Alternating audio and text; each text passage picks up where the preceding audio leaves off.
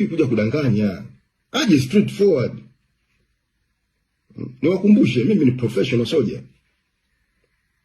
Askari mnajua ni nini. Kwa hivyo mwambieni asiwe mwoga. Na ni mtu mwema hivi, alinieleza mambo kadhaa. Na afanyia kazi.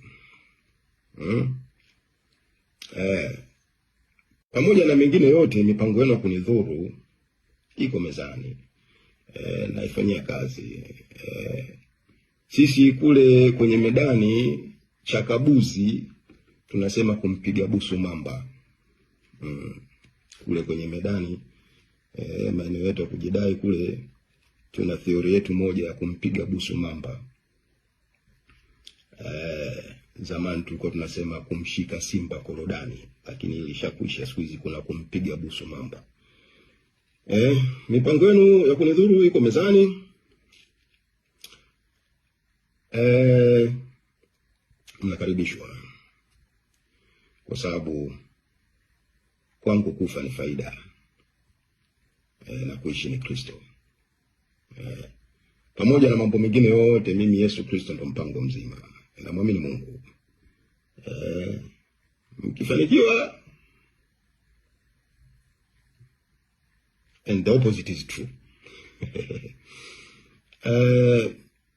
Watanzania niwaeleze kitu kimoja, kundi hili la wanamtandao wahuni ni kundi baya sana.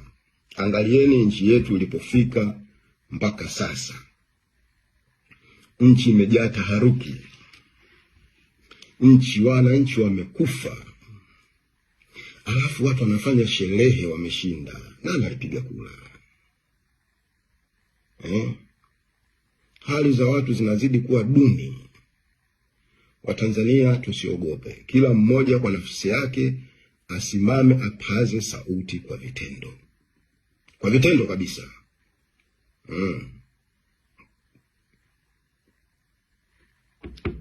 Niko Tanzania tarehe 9. Tutaanzia pale Masaki. Tukitoka tunakuja Mikocheni. Tukutane huko. Mungu ibariki Tanzania.